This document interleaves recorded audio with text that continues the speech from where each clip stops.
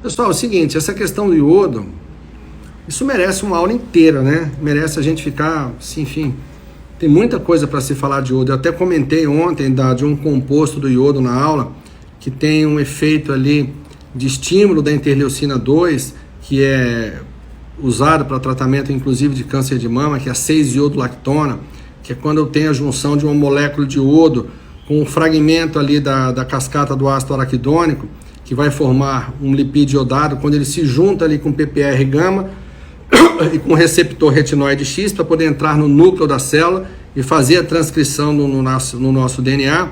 E ele aumenta a apoptose, melhora a diferenciação celular e ele inclusive bloqueia a quimiorresistência. Então isso aí foi dado na aula de ontem.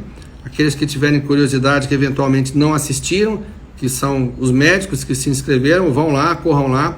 Essa aula vai ficar no ar durante muito pouco tempo, tá? Eu prescrevo, assim, na minha rotina, no dia a dia, o iodo na forma de kelp, tá? Naquelas doses mais convencionais mesmo. Existem alguns casos específicos onde eu lanço a mão do Lugol. E aí eu trabalho com o Lugol, não em doses assim tão elevadas, não em doses muito altas, mas eu trabalho no máximo com ele ali em dose de 12,5 miligramas, essa é a dose que eu trabalho. Em quais pacientes eu faço essa indicação? Principalmente em pacientes que têm muitos cistos tiroidianos, mulheres que têm cistos de mamas, e eu expliquei ontem como se forma um cisto tiroidiano, né? Isso foi bem explicado lá. Quando a gente tem, por exemplo, uma intoxicação por halogenados, flúor, cloro, bromo, e tem pouco iodo comparativamente, esses halogenados vão se juntar ali com a tirosina, ainda ligadas na tireoglobulina, e aí eu não vou, o meu folículo coloide não vai jogar para dentro da célula do interior do citoplasma da célula do folicular da tireoide para que ele ganhe a corrente sanguínea, uma coisa que não é hormônio. Então aí quando eu tenho essas intoxicações aí por halogenados, eu começo a deixar o meu folículo coloide ali, ó, inchado. Aí ele começa a fazer aquilo que a gente chama de cisto coloide. E aí se ele começar a descamar na sua parede interna, ele pode sangrar, vai fazer um cisto espesso e daqui a pouco ele faz um nódulo e esse nódulo no futuro pode vir a se tornar um câncer. Então nesses casos eu preciso não apenas desintoxicar o meu paciente desse excesso de halogenados, mas eu preciso jogar iodo ali para dentro numa quantidade tal que ele consiga competir de igual para igual com esses halogenados.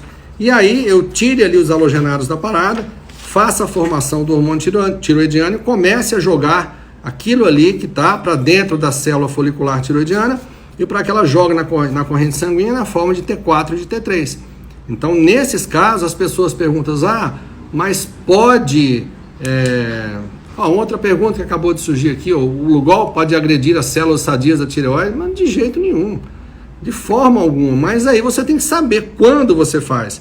Se você fizer um paciente, por exemplo, que tá com estresse oxidativo e que tem uma tiroidite de Hashimoto, esse paciente vai aproveitar aquele monte de iodo, vai oxidar e vai começar a fazer um estresse oxidativo dentro da tireoide e piora a tiroidite Hashimoto dessa pessoa.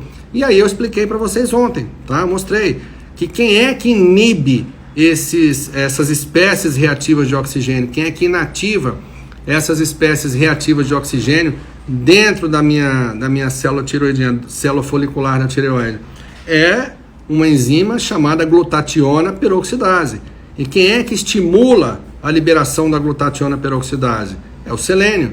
E é por isso que é importante em todos os pacientes que têm tiroidite Hashimoto, que você pensa em iniciar uma suplementação, mesmo com doses menores, pequenininhas ali de iodo, a gente tem que fazer antes, previamente, o selênio. Mostrei também para vocês, né?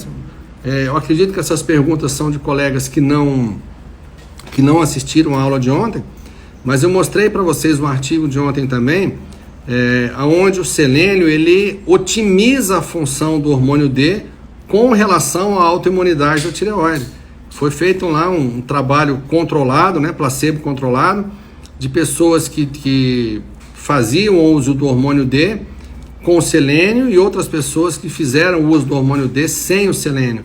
Aquelas pessoas que associaram o selênio junto com o hormônio D tiveram resultados muito melhores do que aquelas que não utilizaram. Inclusive, um determinado grupo teve uma regressão até mesmo do aspecto irregular que tinha ali, heterogêneo do tecido tiroidiano, diminuindo aquelas traves fibróticas, chegando a zerar os marcadores de anti-TPO. Então, é para vocês verem o tamanho da importância do T3, tá?